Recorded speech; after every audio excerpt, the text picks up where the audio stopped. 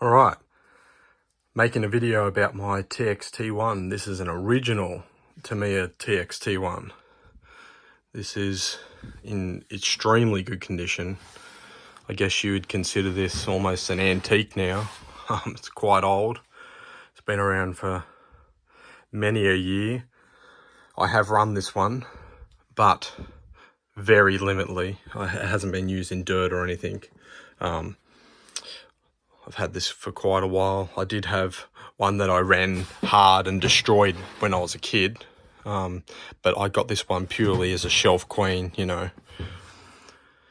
It's an old truck. You can't find these anymore, really. You can't get parts for them, so I don't want to destroy it anymore. This is a shelf queen. It's part of my collection. I do have a lot of vintage old monster trucks and stuff that I like to collect.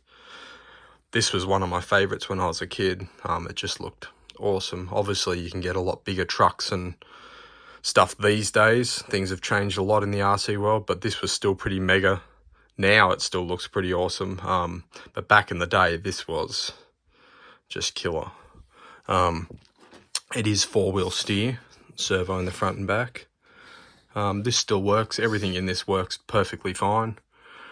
It's got a lot of original things on this that are quite different to trucks these days. You can see the servo up the front there. There's another servo in the back. It's basically servo on axle. As opposed to the Clodbuster, it had the servo here in the middle. These ones run the servos at the back. It's got a whole like vertical side plate chassis on this one. The suspension setup, as you can see, there's no suspension here. It's run up in here. I'll show you that a bit later, but it's a completely different setup. It's quite cool. They were thinking outside the box back in the day for this, but the articulation that this thing's got, like, it's killer. Like, it's just incredible. The suspension setup on it, it's quite awesome. I just love this truck. I really love all the old stuff. When I was really young and this first came out, I really wanted it, but I couldn't afford it. This was such an expensive truck. So when I got a bit older and got some more money, I bought some secondhand ones that I destroyed, and I don't have any of them anymore. So I bought this one. It's just part of my collection. The body's in pretty good condition. Underneath here, so you can see the vertical plates. It's alloy.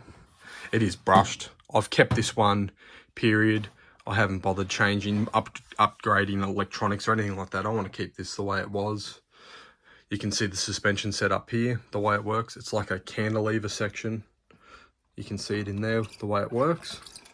This little post here pushes up, pivots on this, and compresses the spring. They are oil filled. Surprisingly, they're not leaking. It's a shock. I buy new vehicles today that are leaking out of the box when they're brand new. This one is, I don't even know how old these are now, 20 odd years, maybe more, and not leaking. So that's a good achievement there by Tamiya. Battery goes up here in the back. Solid battery hold down. Your battery was never going to fall out of this. There's your rear springs, front springs, exactly the same setup. Cantilever, pushing these down. So the setup in here, these did come with a mechanical speed controller, and they could be upgraded to like almost like an ESC like we have there today. Because there is two motors in here, which it's very, very hard to show without pulling this thing apart, but you can see up in there at the back, there's two motors. Like Traxxas had their Emax that had the one ESC that had the two motor wires that would run two motors. The way they've run it in this, it's very hard to see, but there's a Futaba system that's in here. So this is an ESC, and this is basically an ESC as well. One's for one motor, one's for the other.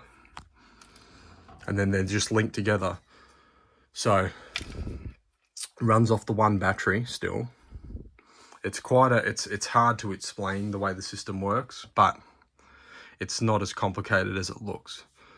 It's basically just got one controller for each motor, but they work together with the one battery. They have the one signal lead that links between the two of them. It's like a Y splitter. So effectively the truck thinks it's got one ESC, but there's one for each motor. That's just the way that they ran it back in the day. This was like a factory upgrade you could get for this truck. I unfortunately don't have the mechanical speed controller with this one. This is how I bought it. And back in the day, you used to have to run these battery packs with 4 AA's in them. That's how you powered your receiver and your servos on board the truck. The battery in back here, which would have been a NIM pack, was only to run the motors. That's how all cars back in the day used to run. Kind of like how you run nitro cars today. Well, that's how the electric ones used to run as well. You didn't run the servos and stuff off your main pack. There was separate batteries that ran all that stuff. Just turning it around. It's the back of the truck. As you can see, the articulation is just ridiculous on this truck. It really is. I love this truck so much. I really, really like these old vehicles. I've got the original USA 1s as well. I just love them. I really like collecting old stuff. Articulation on the front, like, how many trucks can you buy today? Monster trucks that are like this. Look at that. Ridiculous. But yeah, it's funny. This is like, it's almost like a sway bar. There's a bar that goes between your two bottom links here, and it kind of, yeah, it works like a sway bar basically. And it looks like they're broken or something, but that's actually how they were attached from new. You put like these cable ties on them to keep them there. So I know it looks like a bodgy job, but that's actually how it's meant to be. Another look of all this wiring and stuff. I know it looks messy and complicated, but electronics were a lot different back in the day. There's normally a mechanic speed control that just sits up in here, but that's been removed and they've put this one in there. I wish it still had the mechanical one because it makes it a little bit more how they were, but you got to take what you can get with these old things. This just goes on here.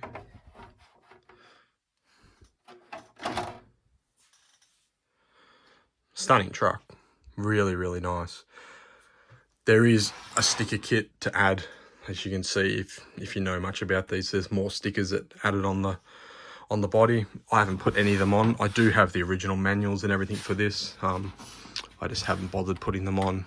This just sits in a cabinet. It's a shelf queen. I'm never going to run this anymore.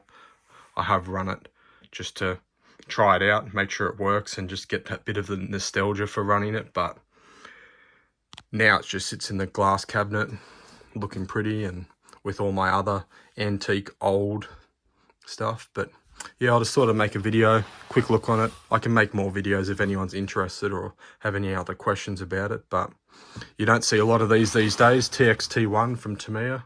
This is an original, genuine one. It's not a copy or a clone. This is the real deal. And yeah, something pretty cool from back in the day. Not a lot of trucks like this these days. Something to really appreciate. But yeah, let me know what you think in the comments, and if you want to see more videos about it, just let me know.